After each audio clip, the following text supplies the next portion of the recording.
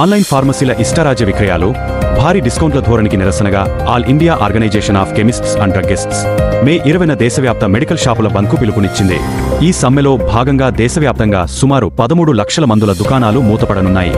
Covid కాలంలో ఇచ్చిన సడలింపులను ఆసరాగా చేసుకుని ఆన్లైన్ ప్లాట్ఫామ్లు ప్రిస్క్రిప్షన్లను సరిగా వెరిఫై చేయకుండా ఏఐ ఆధారిత నకిలీ ప్రిస్క్రిప్షన్లతో మందులు అమ్ముతున్నాయని, దీనివల్ల యాంటీబయాటిక్స్ దుర్వినియోగమై ప్రజారోగ్యం ప్రమాదంలో పడుతోందని కెమిస్టుల సంఘాలు ఆందోళన వ్యక్తం చేస్తున్నాయి.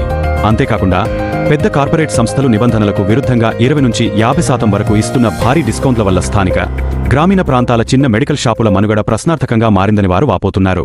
అయితే మరోవైపు ఆన్లైన్లో తక్కువ ధరకే మందులు లభిస్తుంటే మెడికల్ షాపుల బందేంటని, సాధారణ రిటైలర్లు మందులపై గరిష్ట ధరలకే అమ్ముతూ భారీగా లాభాలు ఆర్జిస్తున్నారని సామాన్య ప్రజల నుండి భిన్నాభిప్రాయాలు వ్యక్తమవుతున్నాయి. కాగా అత్యవసర సేవలు, హాస్పిటళ్లకు అనుబంధంగా ఉన్న మెడికల్ షాపులకు ఈ బంద్ నుండి మినహాయింపు ఉంటుంది.